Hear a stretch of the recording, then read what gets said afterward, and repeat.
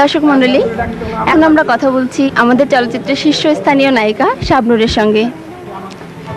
শাবনূর, আপনাকে ঘিরে দর্শক মনে অজস্র প্রশ্ন, অসংখ্য কৌতূহল। সেই কৌতূহল থেকেই আমাদের প্রথম প্রশ্ন, আপনি চলচ্চিত্রে কখন, কেন এবং কিভাবে এলেন? চলচ্চিত্রে কীভাবে এলাম, ছোটোবেলা থেকে আমার মোটামুটি শখ ছিল যে অনেক হিরো হিরোইনদেরকে দেখতাম যে হচ্ছে ওনারা হচ্ছে গান করছে, নাচ করছে। তো তখন আমারও ওরকম দেখে দেখে ইচ্ছে হতো যে হচ্ছে পর্দায় আমিও এরকম করব। হ্যাঁ, পর্দায় আমিও এরকম করব। তারপর একদিন হুট করে এহতেশাম দাদু যে আমাকে নিয়ে এসছেন, উনি ছিলেন আমার আব্বুর, একসাথে ওনারা মাছ মারতেন, ওনারা মাছ মারার বন্ধু ছিলেন।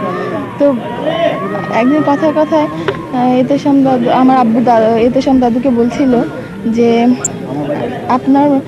আমার মেয়ে মানে এই চলচ্চিত্র জগতে আসতে চায়, তো ও ইন্টারেস্টেড।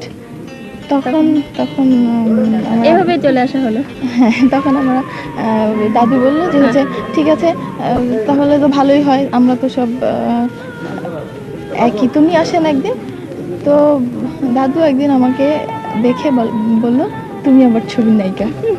একেবারে দেখি ফার্স্টেই আমি দরজার সামনে দাঁড়িয়েছিলাম, একটা সবুজ শাড়ি পরে। তো ফার্স্ট দেখে দাদু আমাকে কিছুক্ষণ তাকিয়ে থাকলো আমার দিকে, তখন বললো যে তুমি আমার ছবির নায়িকা পেয়েছি, তুমি আমার ছবির নায়িকা। এই থেকে এইটুকুই। আচ্ছা শাবনূর, আমরা যতদূর জানি আপনার প্রথম ছবি চাঁদনি রাতে ফ্লপ করেছিল, কিন্তু তারপরেও আজ আপনি অতি অল্প সময়ে একজন সফল প্রতিষ্ঠিত নায়িকা বলা চলে। তো এই সম্পর্কে আপনার অনুভূতি কি আমাদের কিছু বলবেন? আমার প্রথম ছবিটা খারাপ যাওয়াতে আমি খুব ভেঙে পড়েছিলাম। আমি বলেছিলাম যে আমি আর ছবি করব না। তখন দাদু আমাকে উৎসাহ দিলেন, তাছাড়া আমার বাবা মা আমাকে উৎসাহ দিয়ে বললেন যে একটা ছবি খারাপ গিয়েছে তাতে কি হয়েছে, তোমার পরবর্তী আরও ছবি যেগুলো তুমি সাইন করেছো সেগুলো রিলিজ হোক, দেখো। তারপর পরবর্তী ছবি দুনিয়ার বাদশা যখন রিলিজ হলো, তখন মোটামুটি এটা হিট করলো। তারপর আমার উৎসাহটা একটু বাড়লো।